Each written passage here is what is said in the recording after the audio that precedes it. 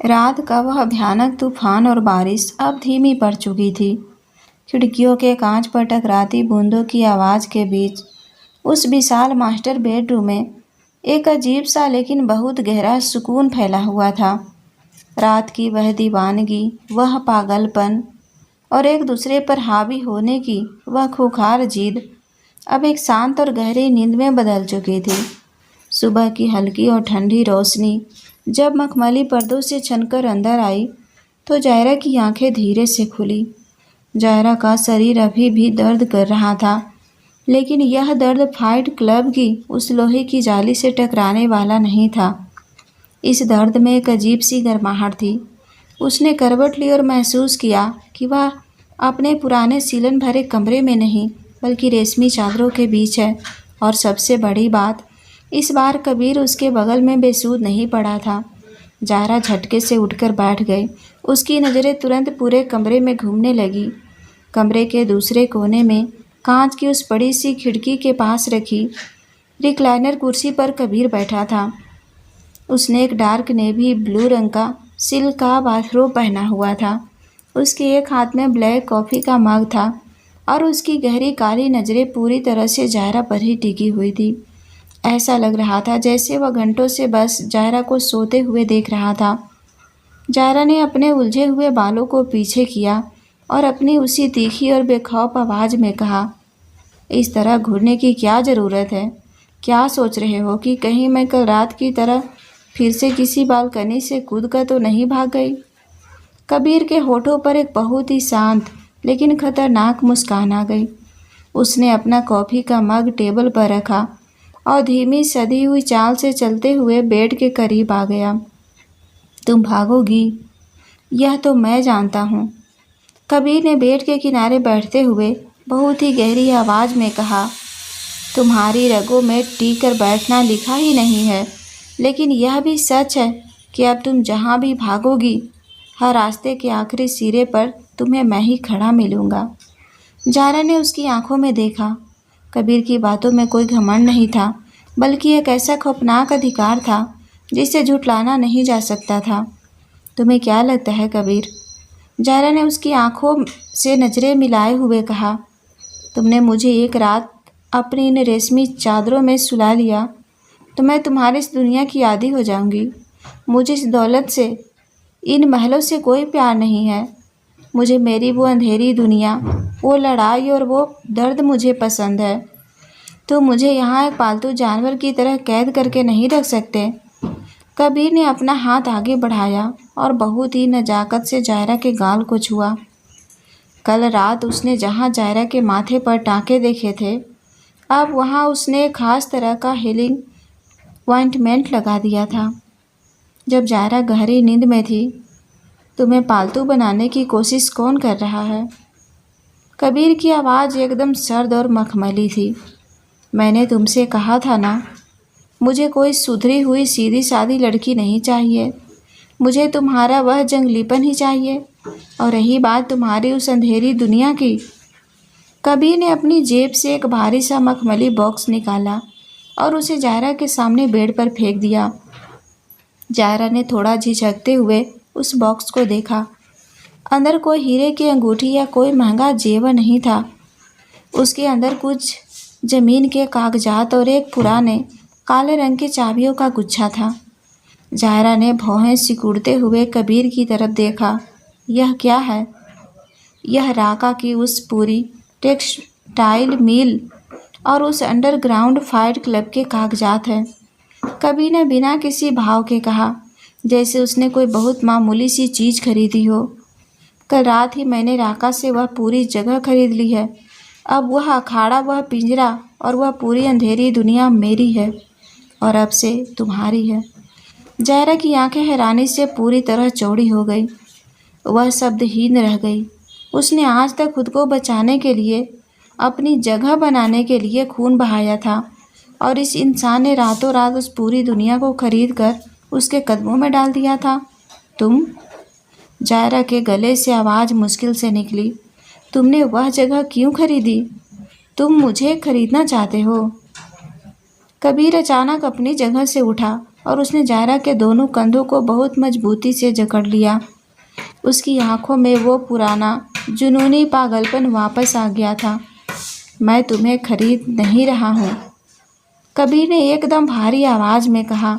मैं तुम्हें तुम्हारी वो हर चीज़ लौटा रहा हूँ जिसके लिए तुमने दर दर की ठोकरें खाई हैं।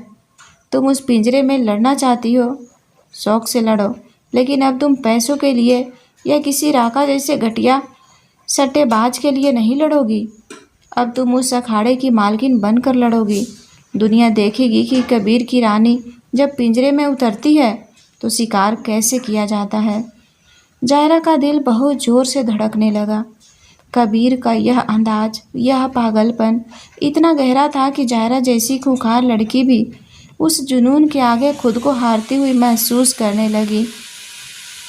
कबीर उसके पंख नहीं काट रहा था, बल्कि वह उसके लिए पूरा आसमान खरीद रहा था, सिर्फ इस शर्त पर कि वह आसमान कबीर का हो।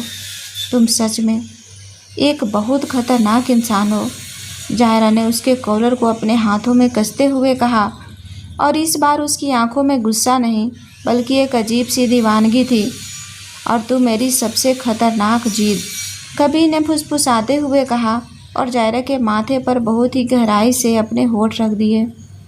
कबीर के होठ जैसे ही जायरा के माथे से अलग हुआ, कमरे की खामोशी में उनके दिलों की तेज धड़कनें साफ सुनी जा सकती थी। जायरा की उंगलियां अभी भी कबीर के कॉलर पर कसी हुई थी। उसकी आंखों में जो बागीपन था वह पूरी तरह से एक अजीब सी बेकाबू दीवानगी में बदल चुका था। उसने आज तक सिर्फ लड़ना सीखा था, लेकिन कबीर के इस पागलपन ने उसके अंदर की सारी दीवारें गिरा दी थी। जायरा ने अपनी पकड़ ढीली नहीं की, बल्कि उसने एक झटके से कबीर को अपनी तरफ और नीचे खींच लिया। इस बार कबीर ने कोई शुरुआत नहीं की। जायरा ने खुद अपने होठ कबीर के होठों पर रख दिए। यह किस कोई आम या धीमा स्पर्श नहीं था। उसमें जायरा की वह सारी जंगली आग, वह सारा ठहरा हुआ तूफान था जो वह इतने सालों से अपने अंदर दबाए बैठी थी।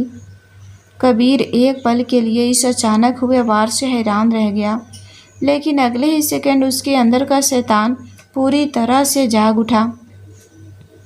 कबीर के बड़े और मजबूत हाथों ने जायरा की कमर को जकड़ लिया और उसे हवा में उठाते हुए सीधे उस विशाल किंग साइज बेड के बीचों बीच लेटा दिया। कबीर का भारी शरीर अब पूरी तरह से जायरा के ऊपर था, उसे अपने घेरे में कैद किए हुए।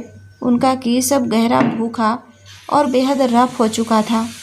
कबीर की सांसें जायरा की सांसों से टकरा रही थी। जायरा के हाथों ने कबीर के बालों को मुट्ठी में भींच लिया था, जैसे वह उसे खुद से 1 इंच भी दूर नहीं जाने देना चाहती थी। कबीर के होठ जायरा के होठों से खिसकते हुए उसकी ठुड्डी और फिर उसकी लंबी गर्दन तक आ गए। कबीर की गर्म सांसें जब जायरा की गर्दन पर पड़ी तो जायरा के मुंह से एक हल्की सी मदहोश कर देने वाली सिसकी निकल गई। उसका शरीर कबीर के उस गहरे स्पर्श से अचानक तन गया। तुम्हारी यह आग, कबीर ने उसकी गर्दन पर अपने होठों का दबाव बनाते हुए एक बेहद सर्द और भारी आवाज़ में फुसफुसाया, सिर्फ मेरी है। कबीर के हाथ अब जायरा की कमर से ऊपर की तरफ खिसक रहे थे। उसने जायरा की उस लेदर जैकेट के जीप को एक ही झटके में नीचे खींच दिया। कबीर की उंगलियां जब जायरा की ठंडी स्किन से टकराई तो जायरा के पूरे बदन में एक सिहरन सी दौड़ गई। कबीर कोई जल्दबाजी नहीं कर रहा था। उसका हर स्पर्श अधिकार से भरा था, लेकिन उसमें एक अजीब सी इबादत भी थी। उसने जायरा की टी शर्ट को ऊपर करते हुए जब उसकी पीठ और पेट पर बने उन पुराने गहरे घाव और खरोचों को देखा तो उसकी आंखें और भी ज़्यादा डार्क हो गई। किसी और के लिए वे निशान शायद बदसूरत हो सकते थे, लेकिन कबीर के लिए वे जायरा की ताकत की निशानी थे। कबीर ने अपना सिर झुकाया और बहुत ही नज़ाकत से जायरा के उन पुराने घावों पर अपने होठ रख दिए। उसका यह स्पर्श इतना गहरा और इमोशनल था कि जायरा की आंखें भर आई। उसने आज तक अपने शरीर पर सिर्फ मार और दर्द सहा था। किसी ने उसके इन जख्मों को चूम कर उन्हें प्यार नहीं किया था? कबीर। जायरा के होठों से कबीर का नाम एक नशे की तरह फिसला। उसने अपनी आंखें बंद कर ली और अपनी पीठ को बेड से हल्का सा ऊपर उठाते हुए खुद को पूरी तरह से कबीर के हवाले कर दिया। कबीर ने वापस ऊपर आकर जायरा के चेहरे को अपने दोनों हाथों में थाम लिया। तुमने हमेशा खून बहाया है, आज महसूस करो कि जब यह कबीर प्यार करता है तो कैसे करता है। कबीर के होठ एक बार फिर जायरा के होठों से जुड़ गए। इस बार उस छुअन में कोई समझौता नहीं था। जायरा के नाखून कबीर की पीठ पर गड़ रहे थे, अपनी दीवानगी की छाप छोड़ रहे थे। वे दोनों एक दूसरे में इस कदर उलझ चुके थे कि यह तय करना मुश्किल था कि कौन शिकारी है और कौन शिकार। कमरे के डीम लाइट्स में उनके जिस्मों की परछाइयाँ एक हो रही थी। बाहर की ठंडी हवा और अंदर की वह जलती हुई आग, सब कुछ एक दूसरे में घुल रहा था। उस रात कबीर ने सिर्फ जायरा के शरीर को नहीं, बल्कि उसकी रूह के उस अंधेरे को भी पूरी तरह से अपना लिया था।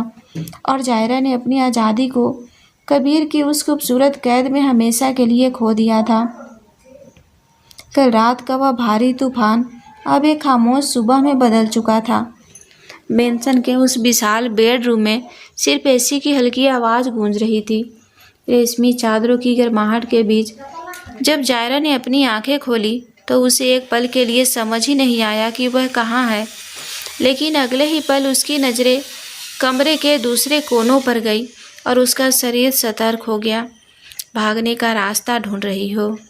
आवाज़ बिल्कुल शांत थी, लेकिन उसमें एक ऐसा भारीपन था जो पूरे कमरे पर हावी था। कबीर उस कांच की बड़ी खिड़की के पास रिक्लाइनर पर बैठा था। उसके हाथ में ब्लैक कॉफ़ी का मग था और उसकी गहरी काली आंखें बिना पलक झपकाए जायरा पर टिकी थी।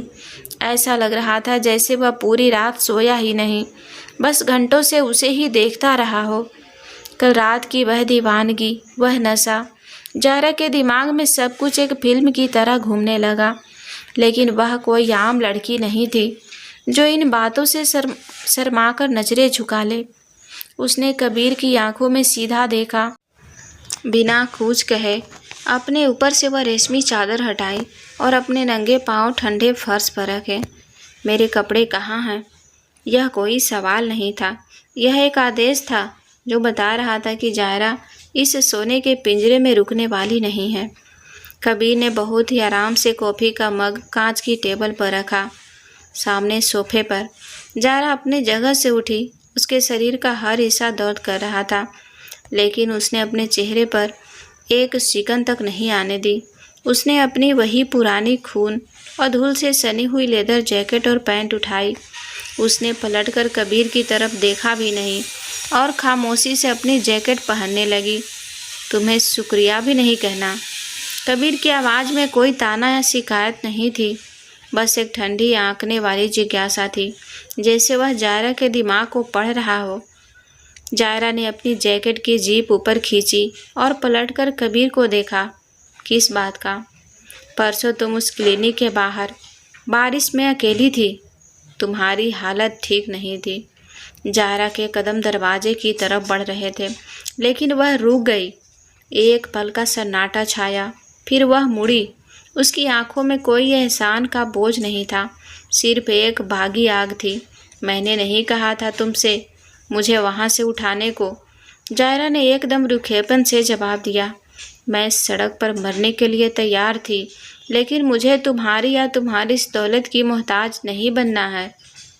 कबीर अपनी जगह से उठा, बहुत धीरे से, जैसे पूरी दुनिया की रफ्तार उसी के कदमों से तय होती हो। वह चलकर जायरा के बिल्कुल सामने आ गया, इतने करीब कि जायरा को उसके परफ्यूम और कॉफ़ी की महक साफ महसूस होने लगी। तुमने नहीं कहा था।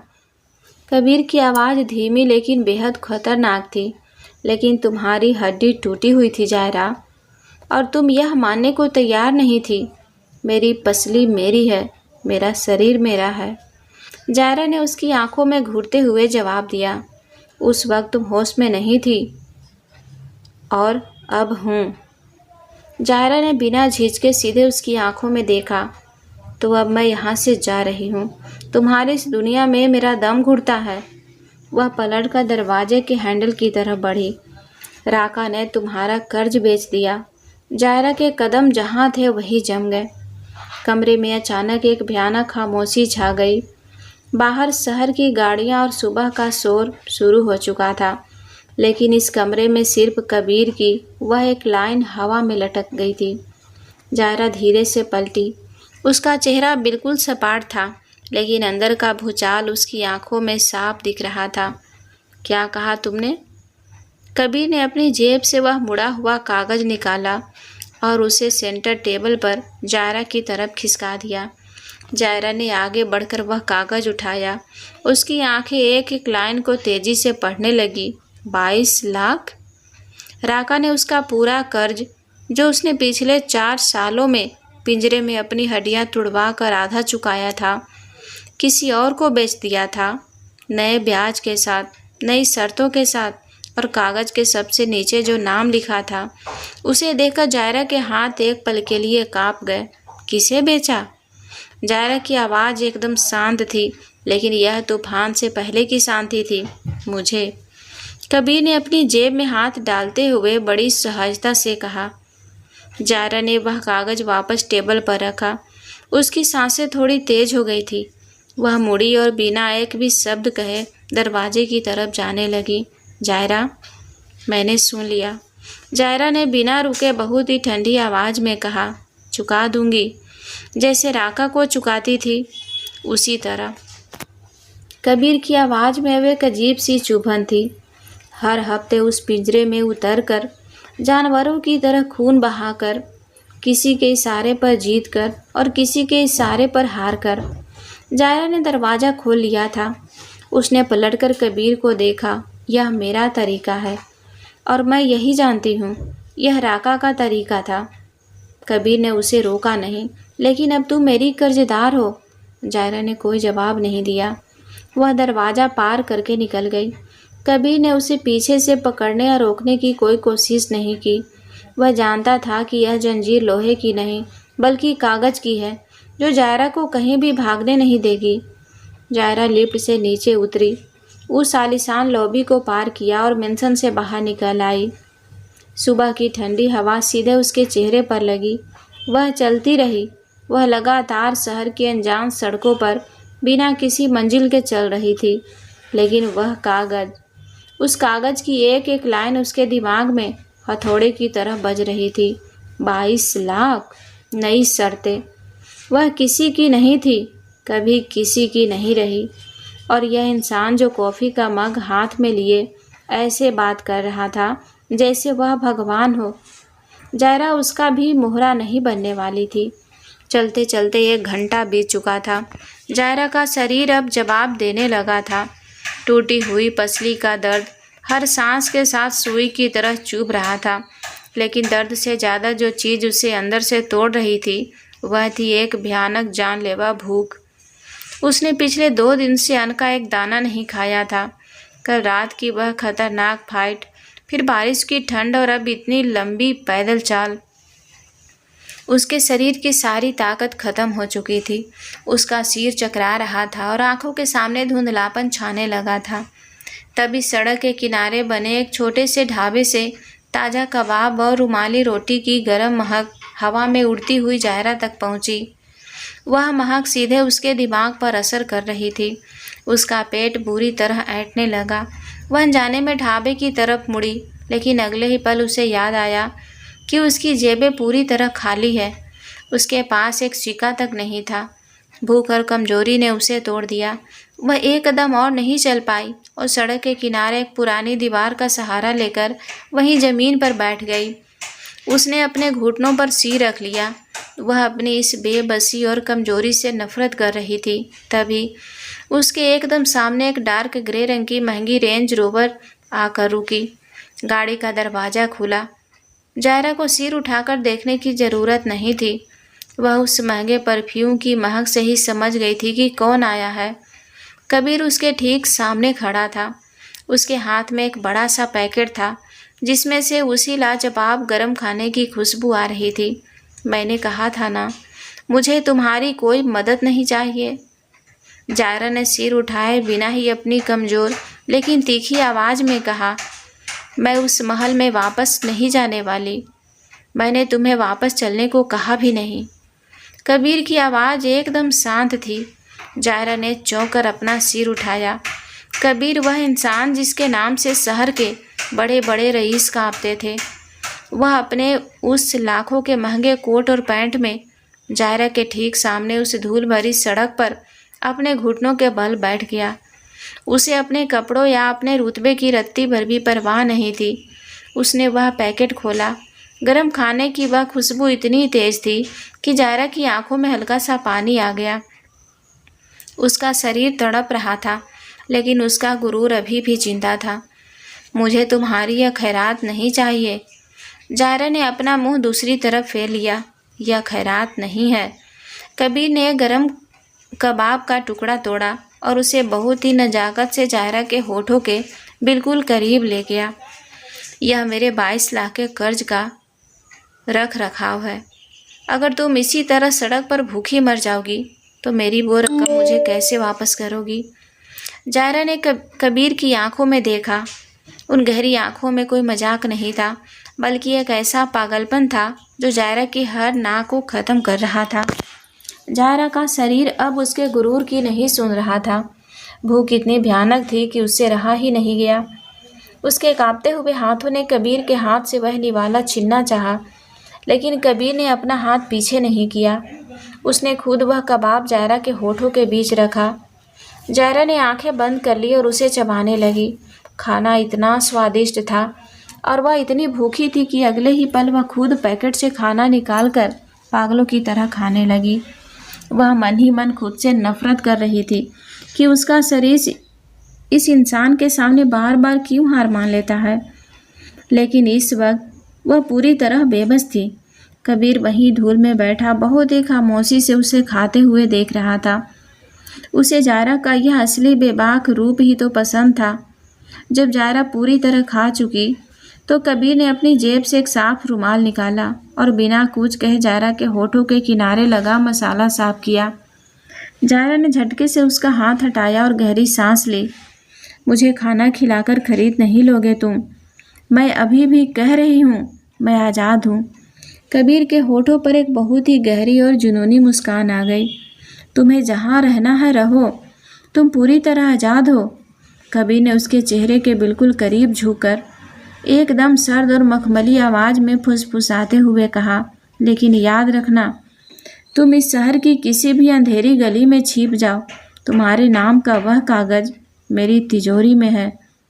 तुम दूर भाग सकती हो, लेकिन अब तुम सिर्फ और सिर्फ मेरी हो और मैं अपने शिकार को खुद तक खींच लाने का हर तरीका जानता हूँ। जायरा ने कबीर के उस मखमली लेकिन खौफनाक दावे को सुना। उसकी आंखों में अभी भी वही पुरानी आग थी, लेकिन शरीर बुरी तरह टूट चुका था। कबीर अभी भी घुटनों के बल जमीन पर था और उसकी गहरी आंखें जायरा के चेहरे को हर एक भाव को बारीकी से पढ़ रही थी। जायरा ने कबीर की तरफ से अपनी नज़रें हटाई। उसने दीवार का सहारा लिया और पूरी ताकत लगाकर खड़ी होने की कोशिश की। वह जताना चाहती थी कि वह किसी की मोहताज नहीं है, लेकिन जैसे ही उसने अपने पैरों पर जोर डाला, उसकी टूटी हुई पसली में एक ऐसा भयंकर सून कर देने वाला दर्द उठा कि उसके होठों से एक अनचाही सिसकी निकल गई। वह वापस ज़मीन पर गिरने ही वाली थी कि कबीर का मजबूत हाथ बिजली की तेज़ी से उसकी कमर पर आ गया। उसने जायरा को गिरने नहीं दिया, बल्कि उसे एक ही झटके में अपनी तरफ खींच लिया। जायरा का सिर अब कबीर के चौड़े सीने से टकरा रहा था और कबीर की दूसरी बाह जायरा की पीठ को सहारा दे रही थी, ठीक उस जगह से जहां उसे चोट नहीं लगी थी।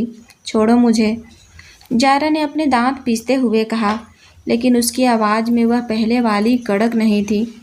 दर्द की वजह से उसकी सांसें तेज चल रही थी। कबीर ने पकड़ ढीली नहीं की, बल्कि उसने जायरा को अपने और करीब कर लिया। तुम्हारी यह आज़ादी तुम्हें 2 कदम भी नहीं चलने दे रही है, जायरा। कबीर की आवाज़ एकदम धीमी, सर्द और कान के बिल्कुल पास थी। तुम्हारी पसली टूटी है, तुम्हारे पास 1 रुपया नहीं है और जिस शरीर के दम पर तुम अपने गुरूर की दीवार खड़ी करती हो, वह इस वक्त सीधा खड़ा भी नहीं हो पा रहा है। जायरा ने कबीर के कोट को अपनी मुट्ठी में कस लिया, उसे दूर धकेलने के लिए नहीं, बल्कि खुद को गिरने से बचाने के लिए।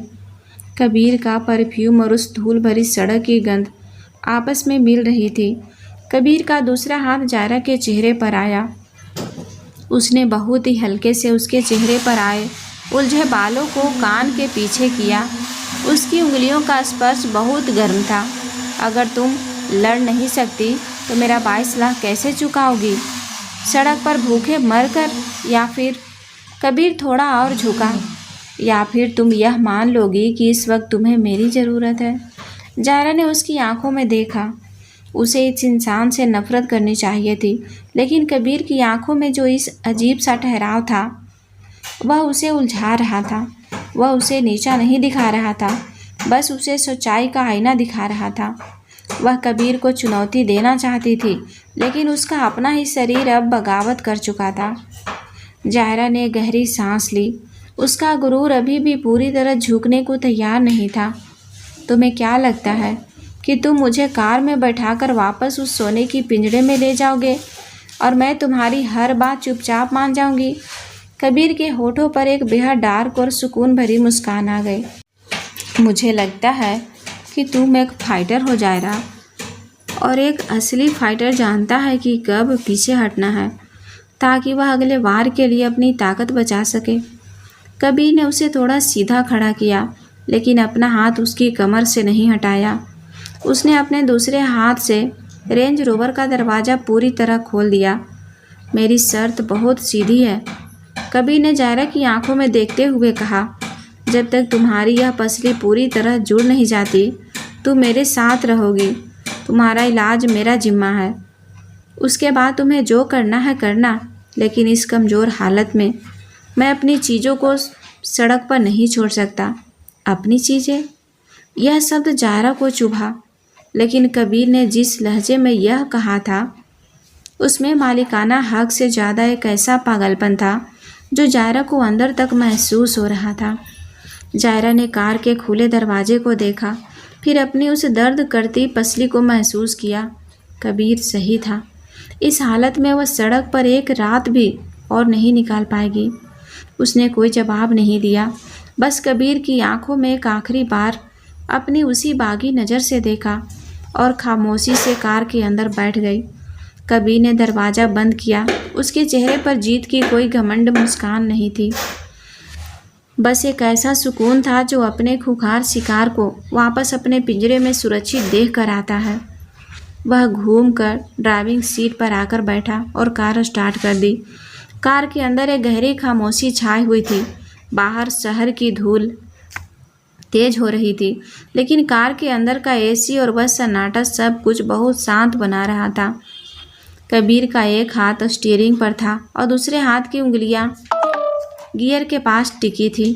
जायरा अपनी गर्दन सीट पर टिकाए हुए बाहर देख रही थी, लेकिन उसे महसूस हो रहा था कि कबीर की नज़रें हर थोड़ी देर में उसे ही देख रही है। जब कार वापस मेंशन के पोर्च में आकर रुकी तो नौकर तुरंत दरवाज़ा खोलने के लिए दौड़े, लेकिन कबीर ने उन्हें हाथ के इशारे से रोक दिया। वह खुद बाहर निकला और घूमकर जायरा की तरफ का दरवाज़ा खोला। जायरा ने खुद बाहर निकलने की कोशिश की, लेकिन कबीर ने उसे मौका ही नहीं दिया। उसने बिना कुछ कहे, बिना कोई इजाज़त मांगे जायरा को अपनी बाहों में उठा लिया।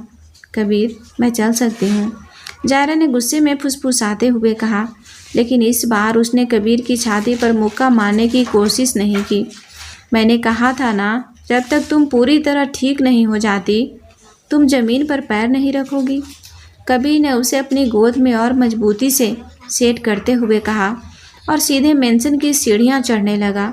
मेंशन का स्टाफ अपने बॉस को दूसरी बार उसी लड़की को गोद में उठाए हुए देख रहा था, लेकिन किसी के भी आंखें उठाने की हिम्मत नहीं थी। कबीर सीधा सीढ़ियां चढ़ता हुआ अपने मास्टर बेडरूम में आया। उसने दरवाजे को पैर से बंद किया और जायरा को वापस उसी किंग साइज बेड की रेशमी चादरों के बीच बहुत ही नरमी से बिठा दिया। जायरा कुछ बोलती उससे पहले ही कबीर ने अपनी टाई ढीली की और अपना कोट उतारकर कुर्सी पर फेंक दिया। उसने अपनी शर्ट की ऊपर की 2 बटनें खोली और जायरा के बिल्कुल करीब बेड के किनारे बैठ गया। उसने जायरा की लेदर जैकेट की जीप पकड़ी। क्या कर रहे हो? जायरा ने उसका हाथ पकड़ लिया। उसकी आंखों में एक झिझक और एक अजीब सी गर्माहट दोनों एक साथ आ गई। तुम्हारे घाव पर मरहम लगाने का वक्त आ गया है। कबीर की आवाज़ में कोई जल्दबाजी नहीं थी, बस एक इबादत जैसी गहराई थी। और इस बार तुम मुझे रोकोगी नहीं। जायरा ने कबीर की आंखों में देखा।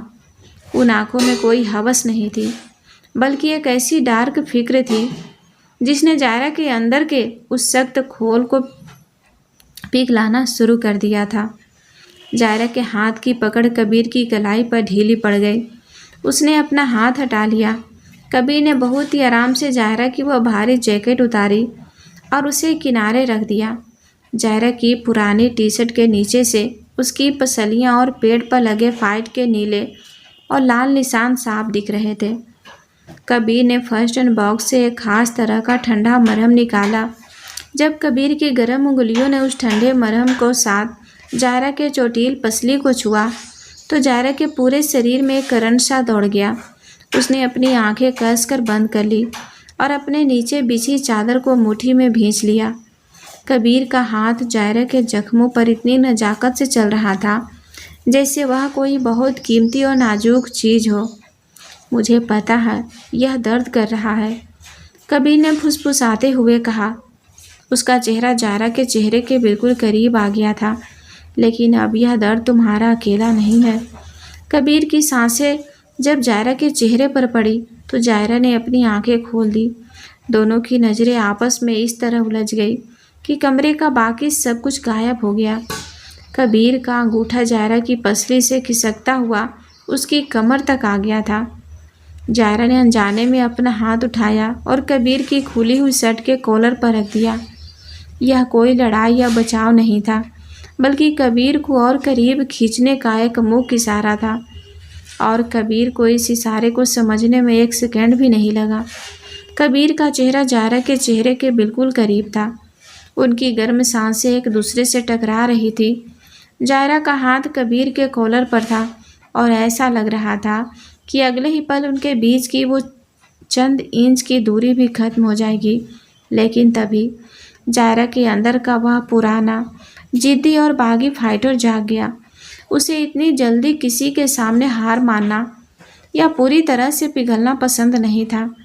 अचानक जायरा ने अपने हाथ का दबाव बदला और कबीर को अपनी तरफ खींचने के बजाय अपने दोनों हाथ कबीर के चौड़े सीने पर रख दिए और उसे वहीं रोक दिया।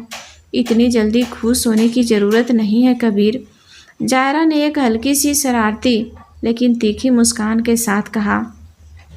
मुझे पता है तुम्हारे शातिर दिमाग में क्या चल रहा है, लेकिन 2 मिनट का मलहम लगाने से और इस फर्स्ट एड बॉक्स के ड्रामे से मैं तुम्हारी दीवानी नहीं हो जाऊंगी। कबीर के चेहरे पर कोई निराशा नहीं आई, बल्कि उसके होठों पर एक बेहद डार्क और अट्रैक्टिव स्माइल आ गई। उसने पीछे हटने के बजाय अपना चेहरा जायरा के चेहरे के और भी करीब कर लिया। दीवानी? मैंने कब कहा कि तू मेरे प्यार में पागल हो रही हो? कबीर ने एकदम मखमली और चिढ़ाने वाली आवाज़ में कहा। उसकी नज़रें जायरा के होठों से खिसक कर उसकी आंखों पर आ गई। मैं तो बस अपने 22 लाख के इन्वेस्टमेंट की डेंटिंग पेंटिंग कर रहा था। डैमेज प्रॉपर्टी का आखिर क्या ही फ़ायदा है ना?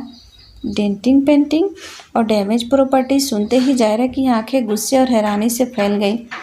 Excuse me, damage property, denting painting? Zaira ने अपनी सही वाली पसली की तरफ से कबीर को ज़ोर से धक्का देने की कोशिश की। मैं तुम्हें कोई पुरानी खटारा गाड़ी लगती हूँ क्या? और ये जो तुम शहर के सबसे खूंखार इंसान से अचानक नर्स बन गए हो ना, तुम्हें तो मेरे सूट के बजाय एक सफ़ेद एप्रन पहन लेना चाहिए था। कबीर ने एक गहरी हल्की सी हंसी के साथ जायरा के दोनों हाथों की कलाइयों को पकड़ा और उन्हें बहुत ही नज़ाकत से बेड पर उसके सिर के दोनों तरफ टिका दिया। वह इस बात का पूरा ध्यान रख रहा था कि जायरा की टूटी पसली पर जरा सा भी जोर ना पड़े। खटारा नहीं, कबीर ने उसकी आंखों में झांकते हुए बहुत ही हल्की आवाज़ में कहा, तुम मेरी विंटेज मस्टैग हो, एकदम वाइल्ड, बेकाबू और ख़तरनाक, जिसे संभालना हर किसी के बस की बात नहीं है और जो सिर्फ और सिर्फ मेरे ही गैरेज में पार्क हो सकती है। जायरा ने मुंह बनाते हुए कहा, तुम्हारे गुरूर का कोई इलाज नहीं है कबीर, तुम सच में पागल हो। और नर्स वाली बात। कबीर थोड़ा और नीचे झुका। उसके होठ अब जायरा के कान के बिल्कुल पास थे। तुम्हारे लिए तो मैं कुछ भी पहन सकता हूँ जायरा, या फिर कुछ भी उतार सकता हूँ। जायरा के पास इसका कोई जवाब नहीं था। उसका सारा तीखापन कबीर की इस बेशर्मी और उसके इस भारी लहजे के आगे अचानक सून पड़ गया। जायरा, जिसे आज तक किसी ने झुकाया नहीं था, उसके गालों पर आज पहली बार एक हल्की सी लालिमा आ गई। उसने अपनी नज़रें चुराने की कोशिश की। क्या हुआ फाइटर? कबीर ने उसकी झिझक को पकड़ते हुए उसे और चिढ़ाया। उस अंडरग्राउंड पिंजड़े में तो तुम्हारी जुबान बहुत चलती है, यहाँ अचानक बोलती कैसे बंद हो गई? यह सुनना था कि जायरा का ईगो फिर से जाग गया। मेरी बोलती कभी बंद नहीं होती कबीर, जायरा ने गुर्राते हुए कहा और अपने हाथों को कबीर की पकड़ से आज़ाद करके सीधा कबीर की गर्दन में डाल दिया। उसने झटके से अपनी गर्दन उठाई और इससे पहले कि कबीर कुछ बोल पाता, जायरा ने उसके होठों को अपने होठों से कैद कर लिया। यह किस कोई सॉफ्ट या रोमांटिक शुरुआत नहीं थी, यह एक जंग थी।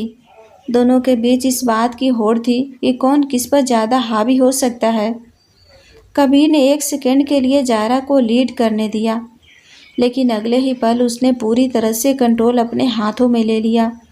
कबीर का एक हाथ जायरा के बालों में उलझ गया और दूसरा हाथ उसकी कमर के एकदम निचले हिस्से पर कस गया। उसने जायरा को इस तरह किस किया जैसे वह उसकी सांसें पी जाना चाहता हो। जायरा के अंदर की सारी शिकायतें, सारे ताने एक गहरे, जंगली और भूखे किस में पिघलने लगे। जायरा के नाखून कबीर की पीठ पर अपनी पकड़ मजबूत कर रहे थे और कबीर अपनी पूरी इंटेंसिटी के साथ जायरा को यह महसूस करवा रहा था कि उसका असली मालिक कौन है। कमरे का तापमान अचानक जैसे बहुत ज़्यादा बढ़ गया था। वह नोक झोंक अब एक ऐसी दीवानगी में बदल चुकी थी जिसे रोक पाना दोनों के लिए नामुमकिन था। जब सांसों की कमी महसूस हुई तो कबीर ने धीरे से अपना होठ जायरा के होठों से अलग किया। दोनों की सांसें बहुत तेज चल रही थी। कबीर ने अपना माथा जायरा के माथों से टिका दिया। उसकी आंखों में अभी भी वह डार्क नशा था। अब समझ आया, कबीर ने हाँफते हुए लेकिन एक खौफनाक मुस्कान के साथ फुसफुसाया, कि तुम्हारी बोलती कैसे बंद करनी है। जायरा ने कबीर के सीने पर हल्का सा मुक्का मारा, लेकिन इस बार उसके चेहरे पर भी एक सच्ची, बेबाक और खूबसूरत मुस्कान थी। वह हार चुकी थी, लेकिन यह एक ऐसी हार थी जिसे वह बार बार जीना चाहती थी। अगले कुछ दिन जायरा के लिए किसी अजीब लेकिन खूबसूरत सपने जैसे थे। जायरा, जिसने ज़िंदगी भर सिर्फ खुद के लिए लड़ाई लड़ी थी, उसके लिए यह बात हजम करना बहुत मुश्किल था कि कोई उसकी इतनी परवाह कर सकता है, और वह इंसान कोई और नहीं बल्कि शहर का सबसे खूंखार और घमंडी आदमी कबीर था। कबीर ने मेंशन के सारे नौकरों को मास्टर बेडरूम से बिल्कुल दूर रखा था। जायरा का खाना, उसकी दवाइयाँ और यहाँ तक कि उसके बैंडेज बदलना, कबीर किसी को भी उस पर हाथ तक नहीं लगाने देता था। उसने अपने सारे ज़रूरी काम और मीटिंग्स या तो रद्द कर दी थी या फिर उन्हें बेडरूम के अंदर बने मिनी ऑफिस से ही अटेंड करता था। उसकी एक आंख हमेशा अपने लैपटॉप पर होती थी और दूसरी जायरा पर। जायरा के लिए बिस्तर पर ऐसे टिक कर लेटे रहना किसी भयानक सजा से कम नहीं था। तीसरे दिन की सुबह जायरा अपनी इस बेबसी से बुरी तरह झल्ला गई। कबीर बाथरूम में था। जायरा ने चादर हटाई और किसी तरह दर्द को बर्दाश्त करते हुए उठी। उसके बाल पिछले 3 दिनों से नहीं धुले थे और उलझकर बहुत रफ हो गए थे। वह किसी तरह धीरे धीरे चलकर बाथरूम के दरवाजे तक पहुंची। बाथरूम का नज़ारा किसी 5 स्टार स्पा जैसा था। कबीर शेव कर रहा था। शीशे में जायरा को पीछे खड़ा देखकर कबीर के हाथ रुक गए। उसने गहरी सांस ली और तौलियों से अपना चेहरा पोंछा। तुम्हें बिस्तर से उठने के लिए किसने कहा? कबीर की आवाज़ में वही पुराना सख्त और आदेश देने वाला भारीपन था। मेरा दम घुट रहा है उस बिस्तर पर। ज़हरा ने अपनी सही वाली पसली पर हाथ रखते हुए कहा, मैं कोई कांच की गुड़िया नहीं हूँ कबीर।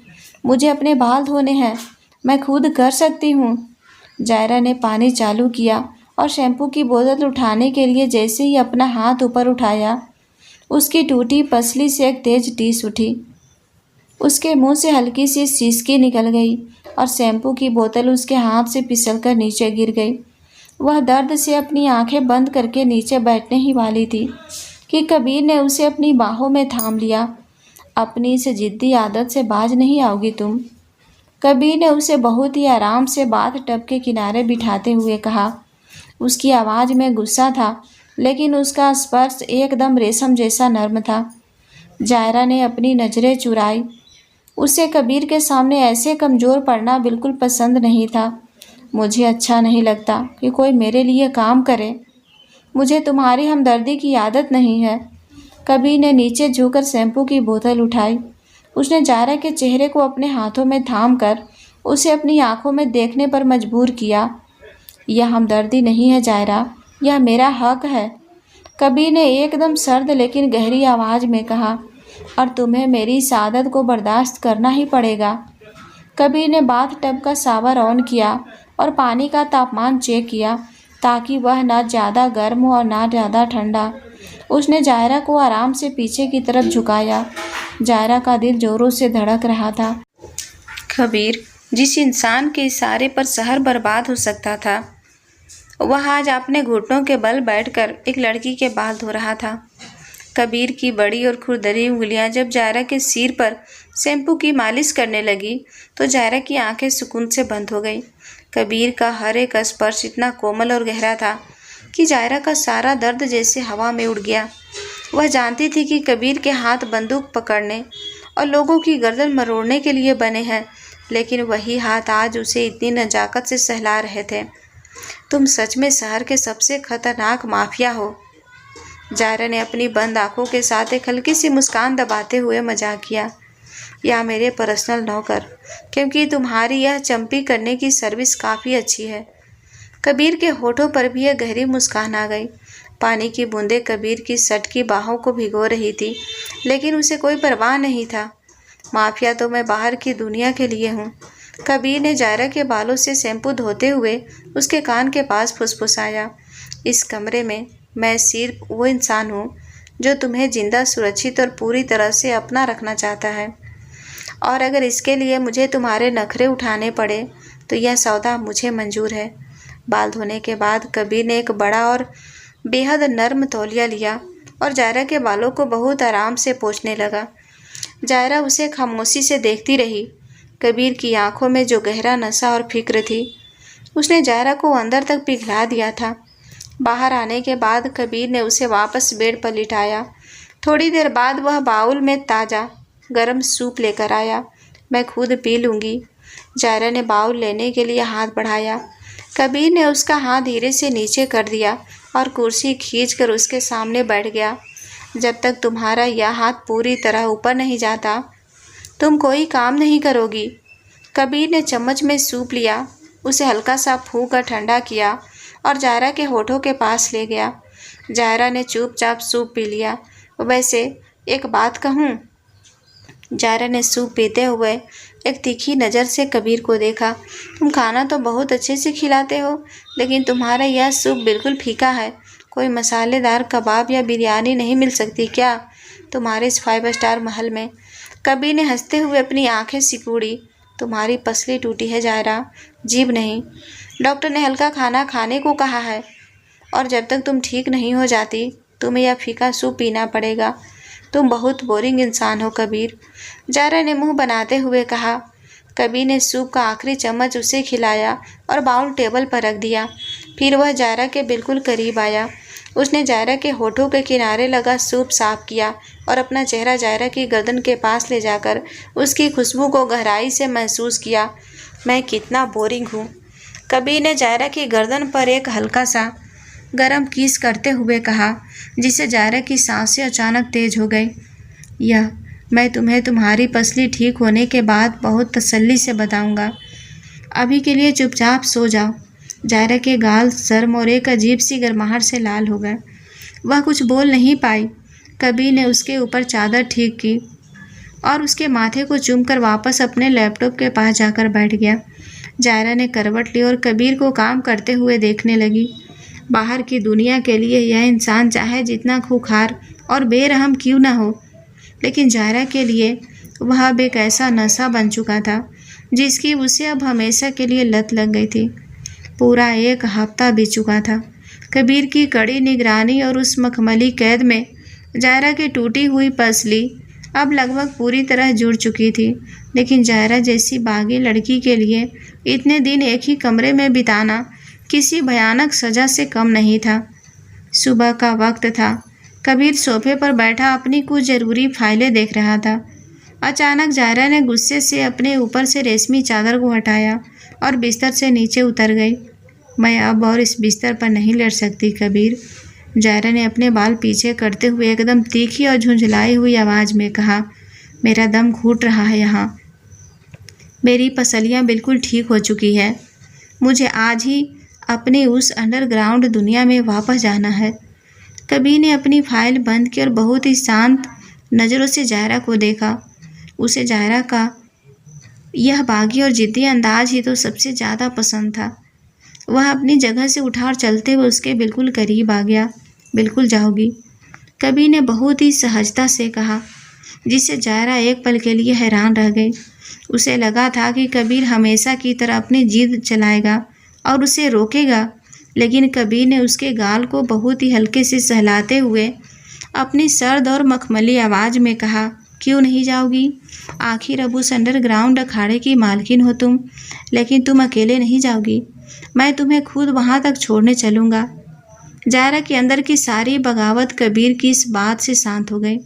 कुछ ही देर बाद कबीर की ब्लैक रेंज रोवर शहर की चमचमाती सड़कों से होकर उसी पुरानी अंधेरी टेक्सटाइल मिल की तरफ बढ़ रही थी। गाड़ी के अंदर एक बहुत ही गहरा और सुकून भरा सन्नाटा था। जायरा खिड़की से बाहर देख रही थी, लेकिन उसका पूरा ध्यान कबीर पर ही था। जो इंसान एक हफ्ते पहले उसका सबसे बड़ा दुश्मन लग रहा था, आज वही उसके साथ इतने अधिकार और फिक्र से बैठा था। तभी कार के सन्नाटे को कबीर के फ़ोन की रिंगटोन ने तोड़ दिया। कबीर ने जैसे ही फ़ोन उठाकर दूसरी तरफ से बात सुनी, उसके चेहरे के भाव पूरी तरह बदल गए। कबीर की आंखों में एक बेहद खौफनाक और ख़तरनाक चमक आ गई, जो बता रही थी कि मामला बहुत गंभीर है और उसे तुरंत निकलना होगा। मैं बस 15 मिनट में पहुंच रहा हूं, कबीर ने अपनी भारी आवाज़ में कहा और फ़ोन काट दिया। उसने अपनी गाड़ी को अचानक सड़क के किनारे ब्रेक मार कर रोका। जायरा ने सवालिया नज़रों से कबीर की तरफ देखा। मुझे अभी एक बहुत ज़रूरी काम से जाना होगा जायरा। कबीर की आवाज़ में एक तनाव था। विक्रम की गाड़ी हमारे पीछे आ रही है। वह तुम्हें सुरक्षित तुम्हारे क्लब तक छोड़ देगा। जायरा को थोड़ी सी निराशा हुई, क्योंकि अंदर ही अंदर वह चाहती थी कि कबीर उसके साथ उस क्लब के अंदर तक जाए।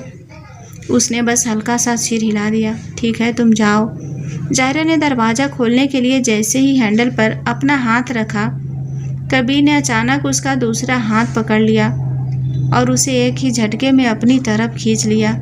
इससे पहले कि जायरा कुछ समझ पाती या कुछ पूछ पाती, कबीर का दूसरा हाथ जायरा की गर्दन के पीछे गया और उसने बहुत ही गहराई और जुनून के साथ जायरा के होठों को अपने होठों से कैद कर लिया। यह किस किसी होड़ या अधिकार जताने के लिए नहीं था, बल्कि यह कबीर की तरफ से एक अनकही माफ़ी थी।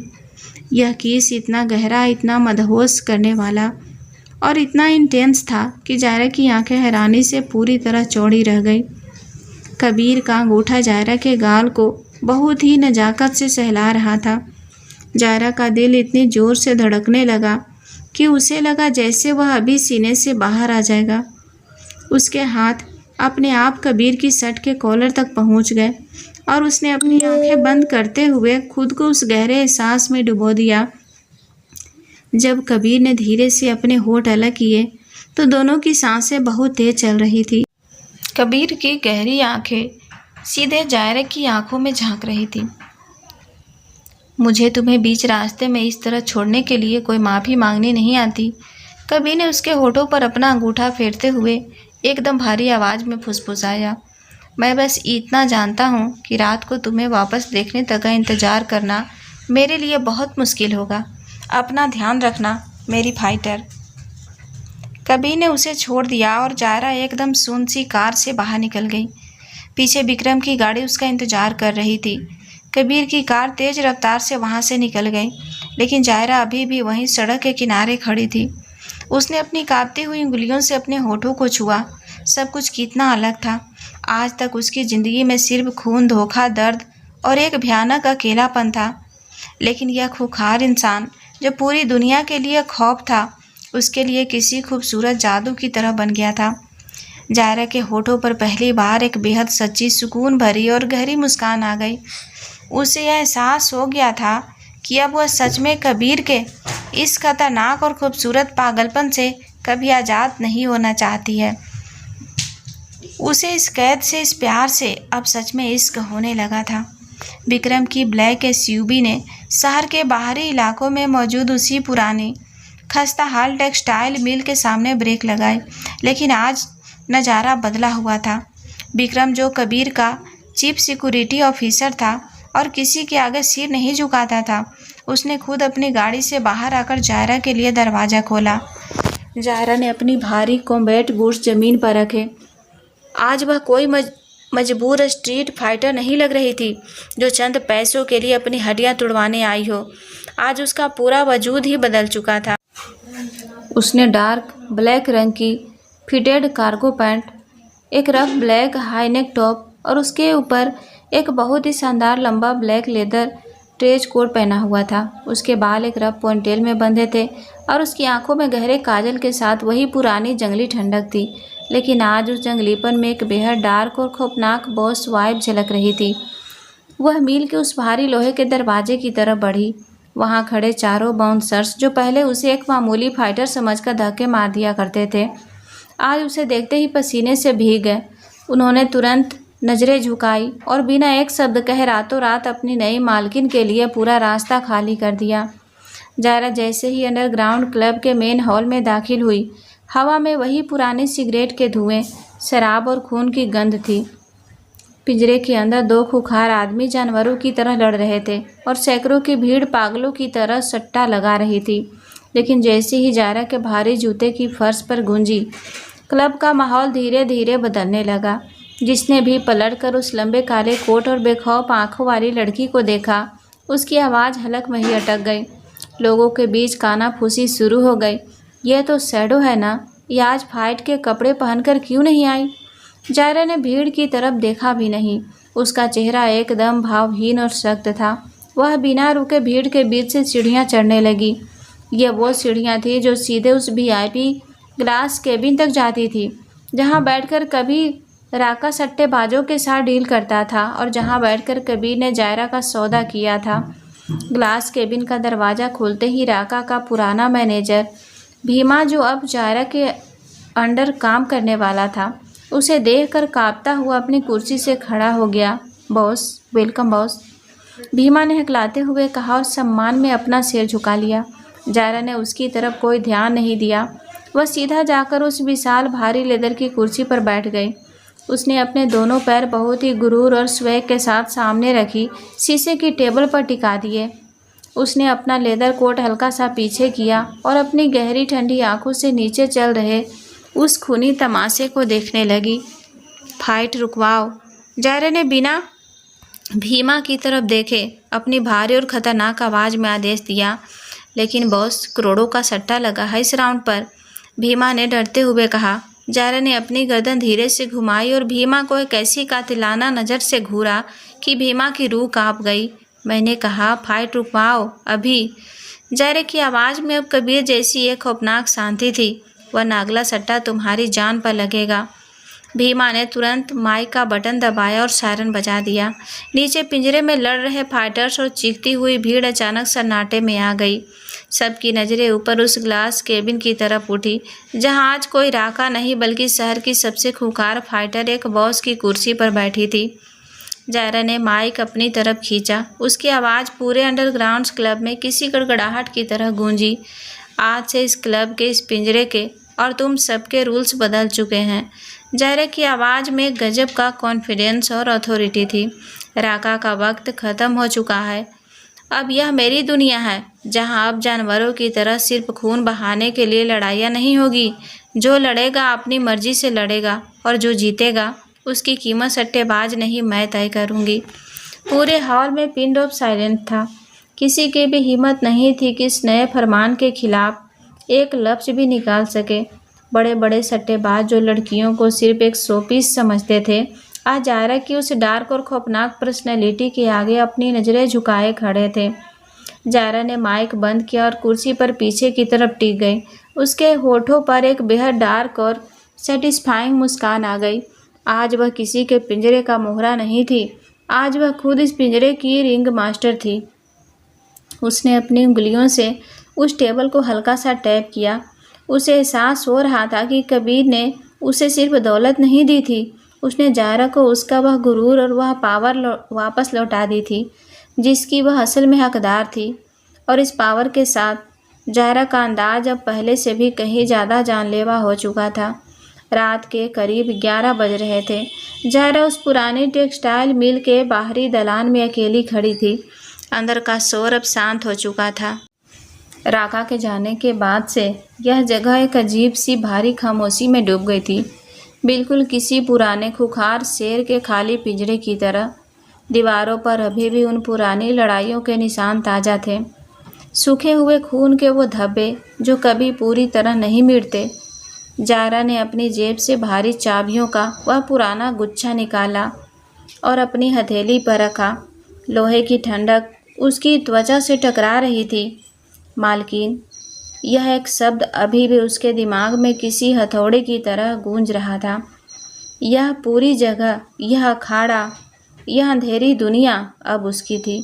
लेकिन किसी चीज़ का मालिक होना और उस पर अपना असल हक महसूस करना, ये दो बहुत अलग अलग बातें होती है।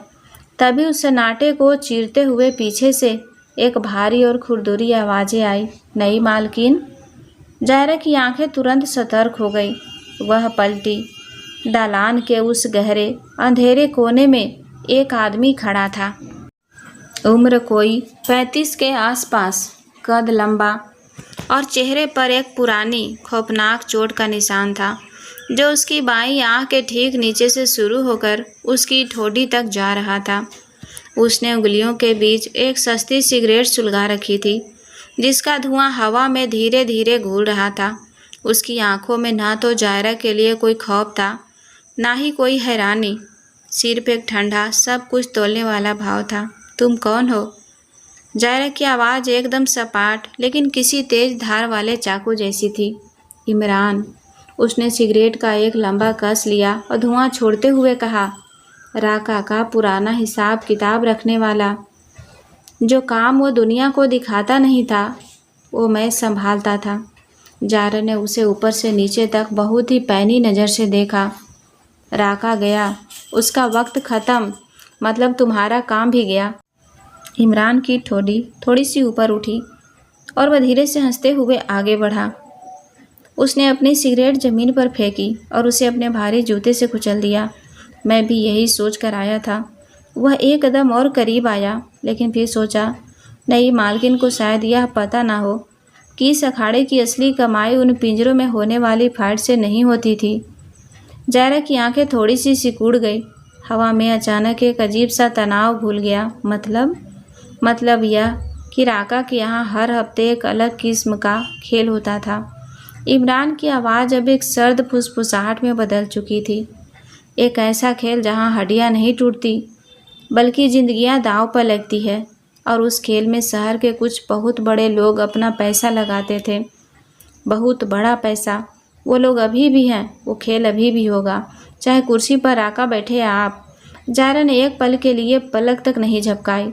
यह एक नया जाल था, एक ऐसा गहरा कुआं जिसके बारे में कबीर ने उसे कुछ नहीं बताया था।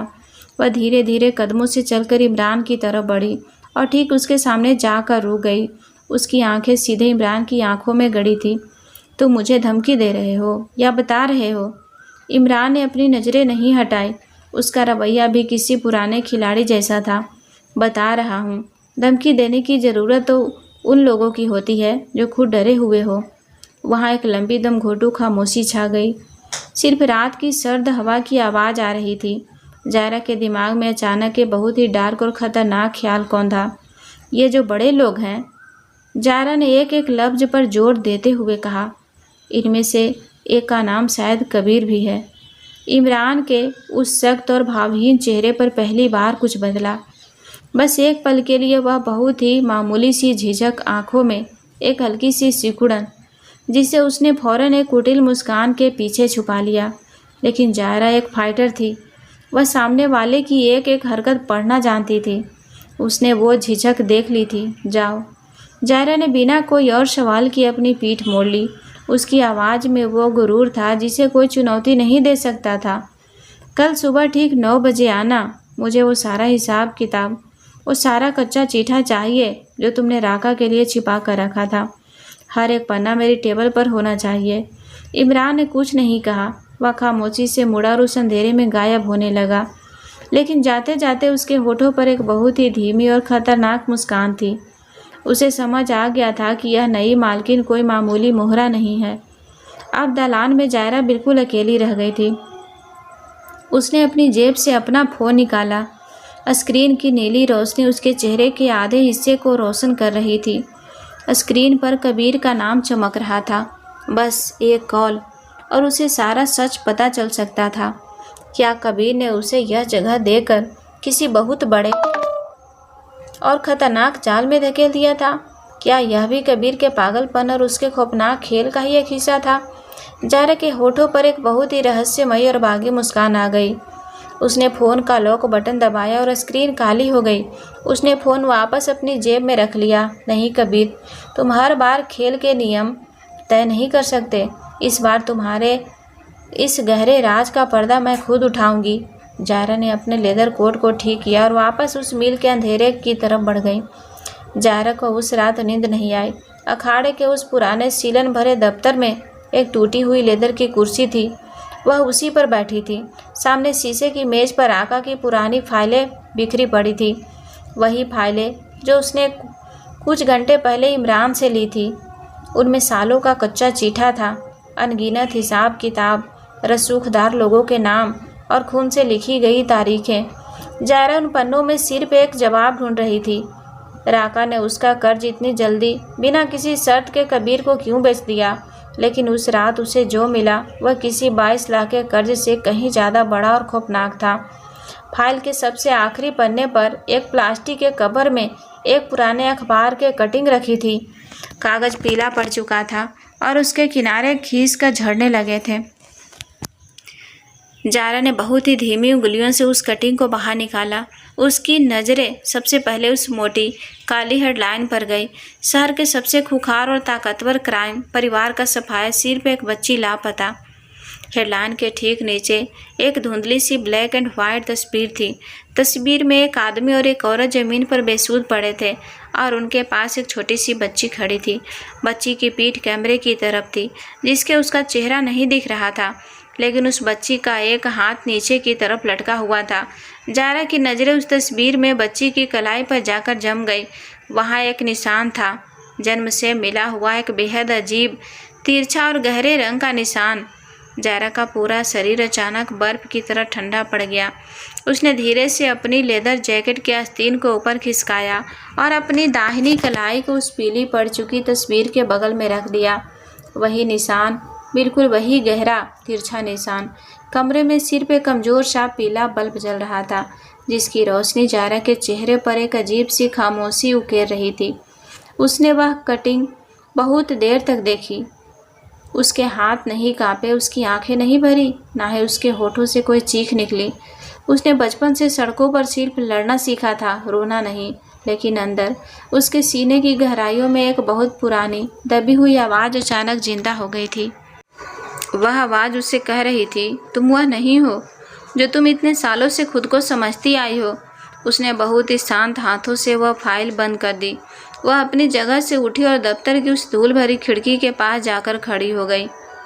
बाहर शहर का अंधेरा था और दूर चमकती हुई रोशनियाँ। यह शहर जहाँ उसने भीख मांगने से लेकर पिंजरे में हड्डियाँ तुड़वाने तक का सफ़र तय किया था, क्या यह शहर असल में उसका था, या शायद यह शहर कभी उसके खून से, उसके असली नाम से कांपता था। तभी दफ्तर के दरवाजे पर एक हल्की सी दस्तक हुई। जायरा ने पलट कर देखा, इमरान खड़ा था। उसके चेहरे पर वही पुरानी खुरदरी शांति थी, लेकिन उसके हाथ में एक पुराना भूरे रंग का लिफाफा था। यह राका ने अपने पर्सनल लॉकर में छुपाया हुआ था। इमरान ने बिना अंदर आए दरवाजे से ही कहा, मुझे सच में नहीं पता था कि इसमें क्या है, लेकिन अब जब तुमने वो फाइलें देख ली है, उसने वह लिफाफा जायरा की तरफ बढ़ा दिया, तो तुम्हें यह भी देख लेना चाहिए। इमरान लिफाफा टेबल पर रखकर खामोशी से वहाँ से चला गया। जायरा वापस मेज के पास आई। उसने उस पुराने लिफाफे को देखा। अंदर एक चिट्ठी थी, हाथ से लिखी हुई, जिसकी नीली स्याही अब वक्त के साथ फीकी पड़ने लगी थी। जायरा की आंखों ने पहली लाइन पढ़ी, जायरा, मुझे पता है जब तक तुम यह पढ़ोगी मैं इस दुनिया में नहीं रहूँगा।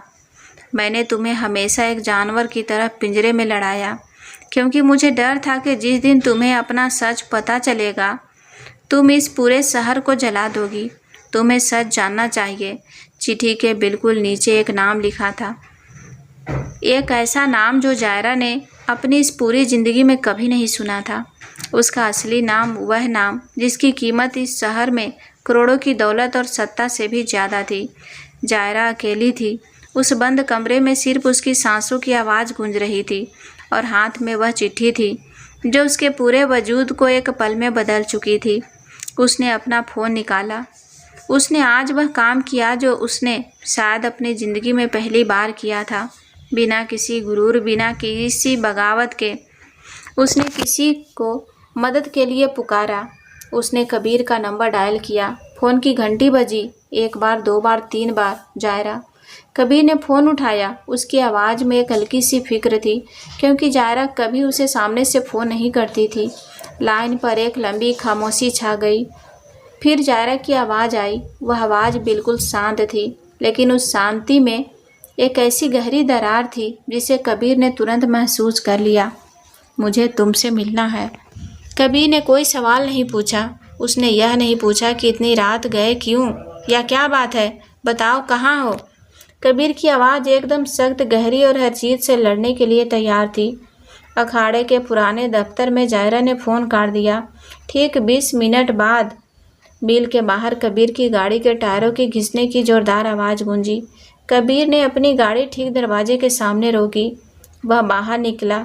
उसने ब्लैक शर्ट और डार्क पैंट पहनी हुई थी और उसकी आंखों में एक अजीब सी बेचैनी थी।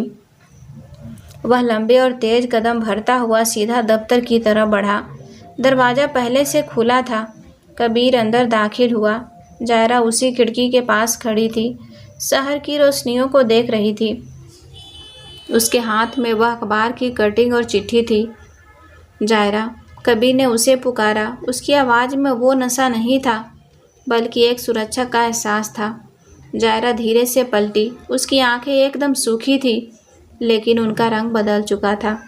उनमें अब एक सड़क छाप फाइटर का गुस्सा नहीं, बल्कि एक असली माफिया वारिस की खामोश आग जल रही थी। जायरा ने बिना कुछ कहे वह अखबार की कटिंग और वह चिट्ठी कबीर की तरफ बढ़ा दी।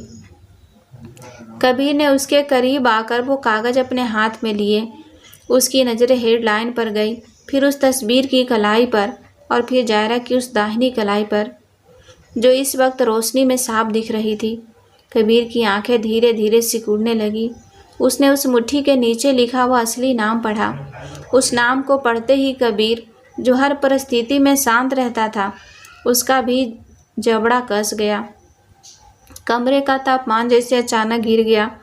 जायरा कबीर के बिल्कुल करीब आई और उसकी आंखों में सीधे देखते हुए पूछा, क्या तुम यह जानते थे कबीर? क्या तुमने मुझे इसीलिए खरीदा था क्योंकि मेरी रगों में इस शहर के सबसे बड़े अंडरवर्ल्ड खानदान का खून है? कबीर ने उन कागजों को मेज पर फेंक दिया। वह आगे बढ़ा और उसने जायरा के चेहरे को अपने दोनों मजबूत हाथों में थाम लिया। उसकी पकड़ में कोई गुरूर नहीं था, सिर्फ एक पागलपन था। अगर मुझे यह पता होता। कबीर की आवाज़ एकदम सर्द और ख़तरनाक फुसफुसाहट में बदल गई, तो मैं तुम्हें इस अखाड़े में एक दिन भी खून नहीं बहाने देता। मुझे तुम्हारे नाम या तुम्हारे इस खतरनाक ख़ानदान से कोई फ़र्क नहीं पड़ता। तुम मेरे लिए सिर्फ मेरी जीत हो। कबीर की आंखें उस चिट्ठी की तरफ गई और फिर वापस जायरा के चेहरे पर आ गई। लेकिन अब जब यह सच सामने आ ही गया है, तो इस शहर में बहुत कुछ बदलने वाला है। जिन लोगों ने तुम्हारे परिवार को मिटाया था, उन्हें लगा था कि आग बुझ गई है। उन्हें नहीं पता था कि वो आग एक खुंखार फाइटर बनकर जिंदा है। कबीर ने अपना माथा जायरा के माथे से टिका दिया। उसकी सांसें जायरा की सांसों से टकरा रही थी। तुम अपनी यह जंग लड़ना चाहती हो? कबीर ने बहुत ही गहराई से पूछा। तो लड़ो, लेकिन यह याद रखना, अब इस जंग में तुम अकेली नहीं हो। इस शहर को जलाने में मैं तुम्हारे साथ खड़ा हूँ। जायरा ने पहली बार महसूस किया कि उसका कोई अपना है। उसने अपनी आंखें बंद कर ली और अपने दोनों हाथ कबीर की कमर के चारों तरफ लपेट दिए। उसने अपना चेहरा कबीर के सीने में छुपा लिया। वह रोई नहीं, लेकिन उस रात कबीर की बाहों की उस गर्माहट में जायरा ने अपने अंदर के उस अनाथ अकेले बच्चे को हमेशा के लिए पीछे छोड़ दिया। अब वह सिर्फ एक फाइटर नहीं थी, अब वह एक ऐसी रानी थी जो अपने राजा के साथ मिलकर इस पूरे शहर पर कहर बनकर टूटने वाली थी। दोस्तों, इस कहानी में आगे क्या होने वाला है, देखने और सुनने के लिए हमारे चैनल को सब्सक्राइब अवश्य कर लीजिए। धन्यवाद।